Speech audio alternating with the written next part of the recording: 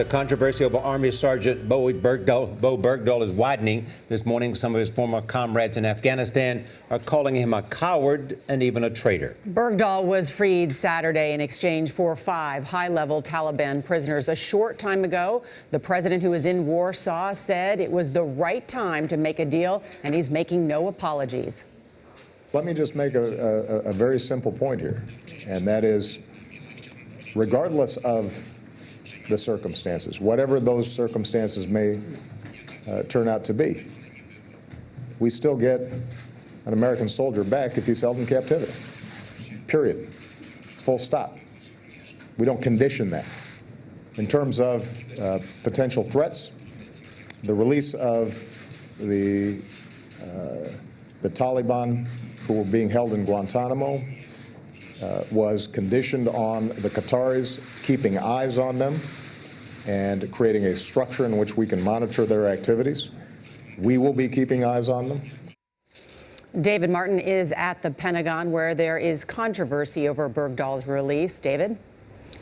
Good morning. Bergdahl could be flown to a U.S. Army hospital in Texas as early as the end of this week, where he could be reunited with his parents and come face to face with the controversy surrounding his release.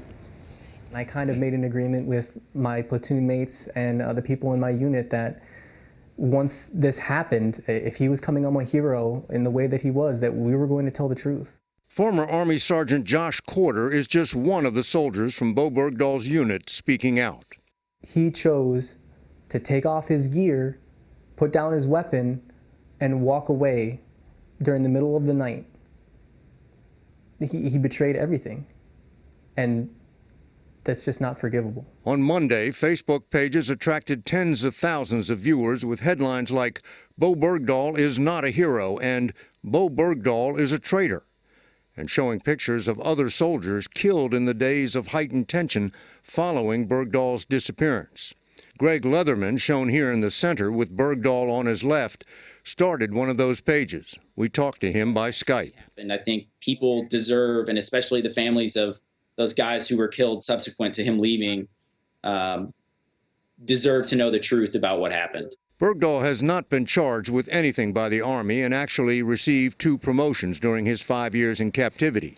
But an investigation conducted after he disappeared in 2009 found he had slipped away from his guard post on this hill overlooking a small town, leaving his weapon and body armor behind. Leatherman believes he was setting off on a long hike. He gathered up some water, some compass, a compass, a knife, his diary that he always kept with him, and those are the things that he kept with him when he left. Some argue that 5 years captivity is punishment enough for abandoning his post. But a Pentagon official says many in the military want Bergdahl to face a court-martial for leaving his post in time of war.